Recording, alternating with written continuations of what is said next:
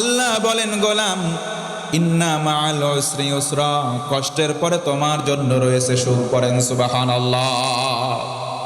ও মুসলমান, আমি জানতে চাই, বলেন তো, আমার আপনার জীবনে কম বেশি কষ্ট এবং দুঃখ দুর্দশা আছে না নাই? এই যে দুঃখ এবং কষ্ট দুর্দশা রয়েছে, এখান থেকে পরিত্রাণ কি? আজকে আলোচনার ভেতরে আল্লাহ রব্বুল আলামিনের ফর্মুলা জানব। সর্বমোট 4টা বিষয় রয়েছে।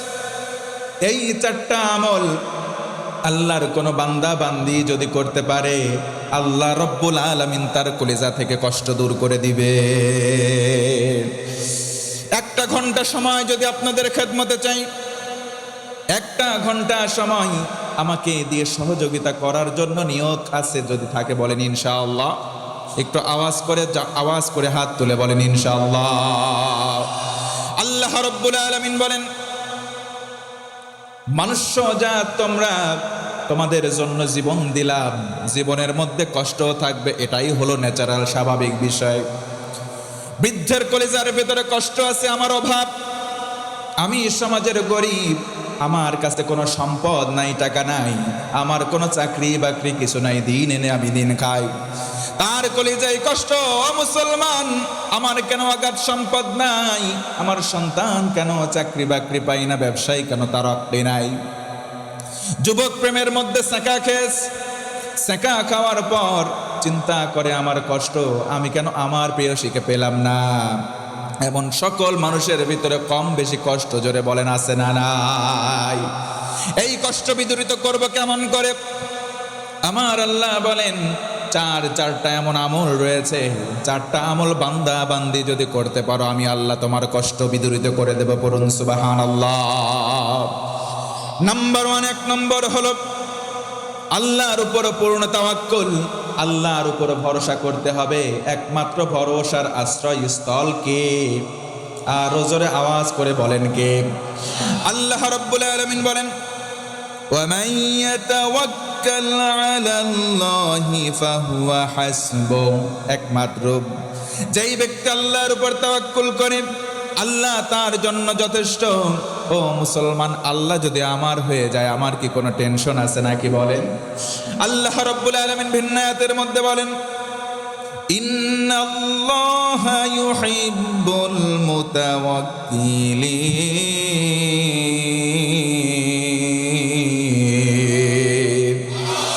আমার আল্লাহ বলেন, ও গোলাম, তোমার ভিতরে তাওয়াক্কুল আছে, তোমার ভিতরে আল্লাহর প্রতি ভরসা আছে, তোমার কোনো টেনশন নাই, কারণ আমি আল্লাহ সরাসরি তোমাকে ভালোবাসি। জোরে বলুন সুবহানাল্লাহ। আজকে সমাজে আমরা কষ্টের মধ্যে আছি, অভাব অনটনের মধ্যে আছি, আপনার কোনো টেনশন নাই। যদি একমাত্র ভরসা করেন আল্লাহর প্রতি, আল্লাহ রব্বুল আলামিন আপনার হয়ে যাবে। আরেকবার বলুন সুবহানাল্লাহ। আল্লাহ রব্বুল আলামিন বলেন, في جنات يتساءلون عن المجرمين ما سلككم في سقر قالوا لم نك من المصلين।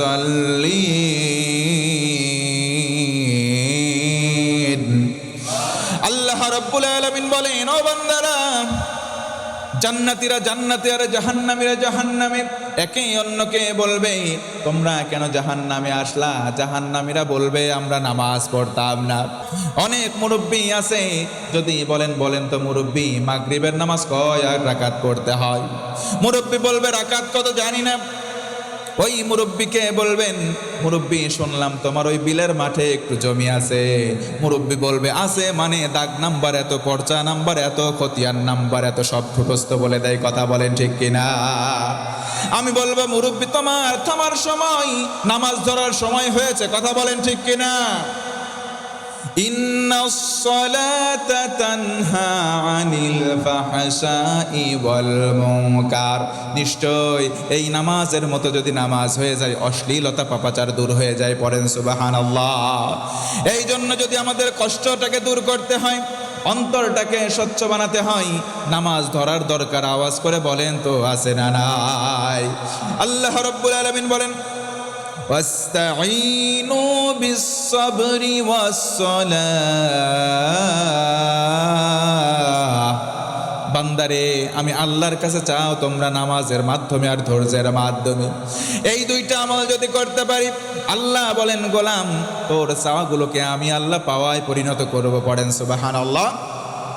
ইন্নাল্লাহা মা'আস সাবিরিন।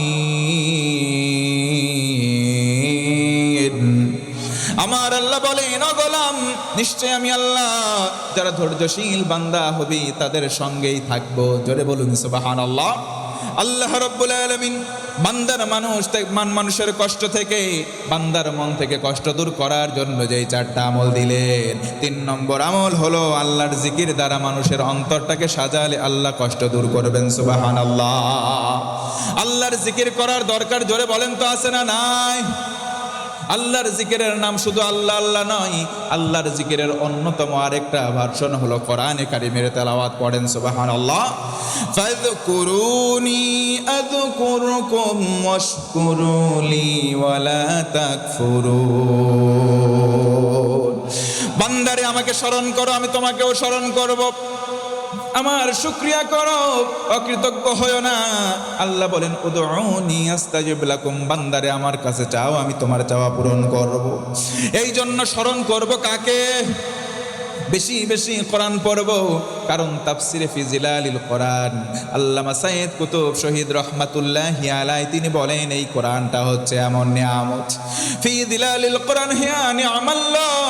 কোরআনের সায়ারটা হচ্ছে আল্লাহর নিয়ামত। এটা হলো 3 প্রকার। কেউ যদি বলে আমি কোরআন পড়ব, কোরআন বুঝবো, কোরআন দিয়ে আমার জীবন গড়ব, সঙ্গে সঙ্গে 3টা পুরস্কার লাভ করবে। নাম্বার 1, 1 নম্বর হলো তারফাউল আমাল। আল্লাহ রব্বুল আলামিন ওই বান্দার সম্মান দুনিয়াতে বাড়াবেন। তাবারাকাহুল হায়াত, ওই বান্দার জীবনে আমার আল্লাহ বরকত ঢেলে দিবেন। জোরে বলুন সুবহানাল্লাহ। 3 নম্বরে পুরস্কার হলো তাসকিয়াহুল হায়াত। ওই বান্দার জীবনে আল্লাহ রব্বুল আলামিন গুনাহ খাতা মাফ করে নিট এন্ড ক্লিন বানাবেন। আরেকবার আল্লাহু আকবার। এই জন্য আমরা আমাদের অন্তর থেকে কষ্ট দূর করতে চাই। 3 নম্বর আমল বেশি বেশি আল্লাহকে স্মরণ করব। অন্যতম মাধ্যম হলো কোরআনে কারিমের তেলাওয়াত। বেশি বেশি কোরআন তেলাওয়াত করার চেষ্টা করব ইনশাআল্লাহ। 4 নম্বর হলো নিজের ভুল স্বীকার করা, আল্লাহর কাছে তওবা করা। বেশি বেশি তওবা করলে আমার আল্লাহ ওই বান্দার মন থেকে কষ্টগুলো দূর করেন। এই জন্য বলেন তো আমাদের জীবনে ছোটখাটো গুনাহ আছে না নাই? আল্লাহ রাব্বুল আলামিন বলেন মান তাবা ওয়া আমানা ওয়া আমিলা আমালান সালিহান ফাউলাইকা ইউবাদদিলুল্লাহু সাইয়্যাতিহিম হাসানাত।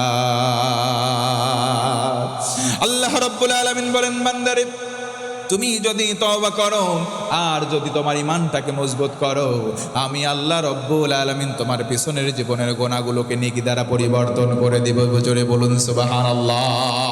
পিছনের জীবনে যত গুনাহ থাকুক না কেন সব গুনাহগুলো আল্লাহ রব্বুল আলামিন নেকি দ্বারা পরিবর্তন করে দিবেন। আরেকবার বলুন আল্লাহু আকবার।